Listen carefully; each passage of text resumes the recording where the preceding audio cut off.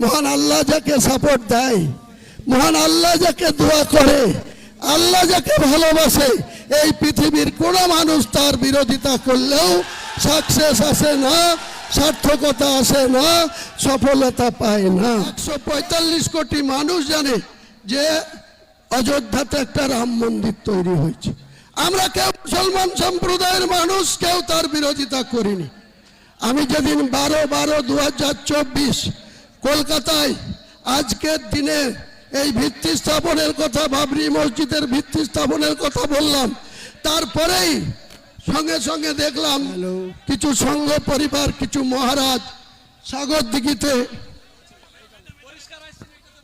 দিঘিতে একটা রাম মন্দিরের আবার শিলান্যাস করলেন।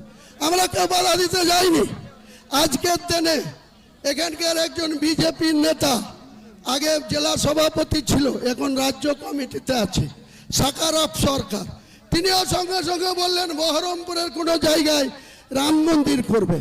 আমরা কিন্তু আপত্তি করিনি। মহান আল্লাহ তাআলার খোদ ইচ্ছায় আমরা সেই হাইকোর্টে আইনের লড়াইয়ে এখানে আফজল সাহেব, আলী আফজল চাঁদ থেকে শুরু করে যে 12 জন লয়ার আমাদের হয়ে দাঁড়িয়েছিল, সেখানে হাইকোর্টের অনারেবল প্রধান বিচারপতি এবং তার পরিষ্কার করে বলে দিয়েছেন,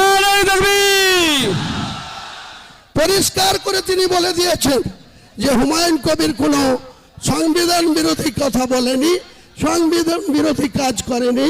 ভারতবর্ষের সংবিধানে তার অধিকার আছে মসজিদ বানানো, এবং প্রত্যেকটা ধর্মাবলম্বী মানুষের বাড়িতে যে সন্তান জন্মায়, কারো পুত্র সন্তান, কারো কন্যা সন্তান, তাদের নামকরণ তার বাড়ির গার্জেনরাই রাখে, হয় পিতা রাখে, নাই দাদু রাখে, নাই নানি রাখে, নাই নানা রাখে। মালিক, সেই মালিকানার প্রত্যেকটার অধিকার আছে, সেখানে কি বানাবে, কি করবে। হিন্দু ভাইদের মন্দির করার অধিকার আছে, আগেই বললাম গির্জা করার অধিকার আছে, চার্চ বানানোর অধিকার আছে, তেমনি মুসলমান ভাইদের পবিত্র আল্লাহর ঘর মসজিদ বানানোর অধিকার আছে।